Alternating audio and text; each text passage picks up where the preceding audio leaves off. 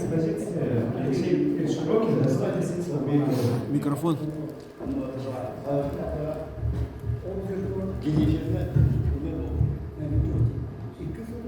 У каждого народа есть общепризнанные талантливые личности, на которых связаны с государственной деятельностью, кто внес большой вклад в развитие экономики, здравоохранения, образования и культуры. Передействуя многочисленные книги об истории Якутии, упоминания Широких Алексея Викторовича мы наведем совсем немного. Тем не менее, его имя тесно связано с историей общественных движений и просветительства в Якутии в первые десятилетия XX века. Он был одним из руководителей Якутской области после Февральской революции 1917 года Якутского земства. Алексей Викторович много сделал для становления автономной республики. Он был соратником и другом Василия Никифорова, Максима Амосова и Платона Ильинского. Актуальность моей работы заключается в том, что в 2024 году республика отмечает 140-летие со дня рождения Широких Алексея Викторовича, видного государственного общественного деятеля, стоявшего у истоков создания Якутской автономной республики.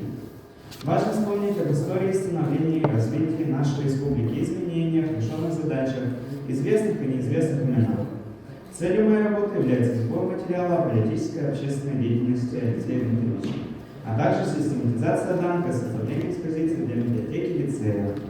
В процессе исследования мы поставили перед собой следующие задачи. Первое – изучить имеющиеся архивные документы, литературу, материалы конференций, фотодокументы и интернет-ресурсы. Второе – выявить вклад Алексея Викторовича в становление ЯССР.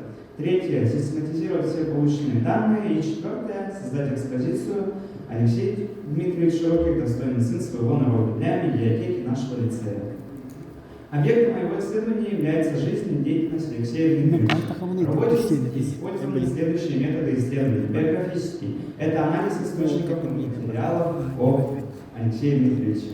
Сравнительно исторический – систематизация полученной информации через призму исторических событий той эпохи.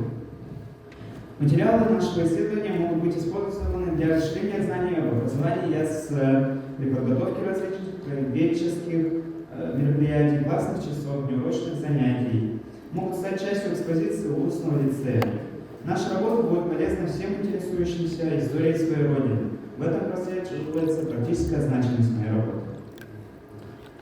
В нашем исследовании дается, во-первых, краткий исторический экскурс в становлении и развитии государственности Республики Саха-Якутия. Перечисляются хронологические даты основных событий и их роль.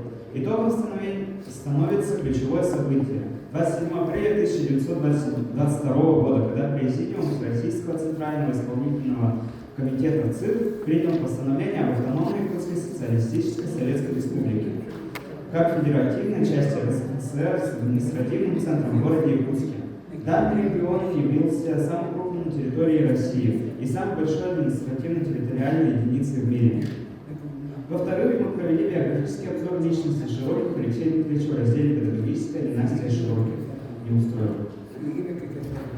В-третьих, мы назвали имена деятелей якутской интеллигенции, таких как писатель Василий Васильевич Никифоров Плюменю, Алексей Алексеевич Колоковского, Аксельев Алексей, филолога Семена Андреевича Новгородова, историка и юриста Гавриила Васильевича Ксенофонтова, писателя Кузьмы Осиповича Гаврилова, Романа Ивановича Аросина и других, описали их совместную общественную и гражданскую деятельность Алексея Дмитриевича Широких.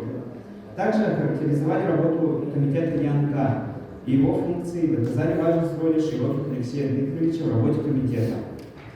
В практической части исследования мы описали этап работы по созданию экспозиции Алексея Дмитриевича Широких «Достойный сын своего народа». Музейная выставка – это временная экспозиция, посвященная актуальной теме, созданная посредством музейных предметов научно-вспомогательного оформления. На первом этапе работы мы спроектировали и разработали содержание экспозиции. Первое. Мы определили тему, замысел, цели, задачи и идеи будущей выставки.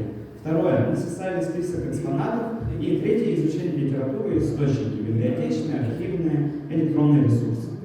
Наша экспозиция будет временной с 1 по 30 апреля 2024 года. Войдет в тематическую выставку лицея, посвященную 140-летию со дня рождения Широких Алексея Викторовича, а также годовщине автономии Якутии. Экспозиция Алексея Викторовича Широких «Достойный сын своего народа» будет носить научно-просветительский характер. Для создания экспозиции мы планируем использовать группу предметов, объединенных по содержанию, которые образуют нам целостную композицию. Выделена площадь медиатеки размером 1,5 метра.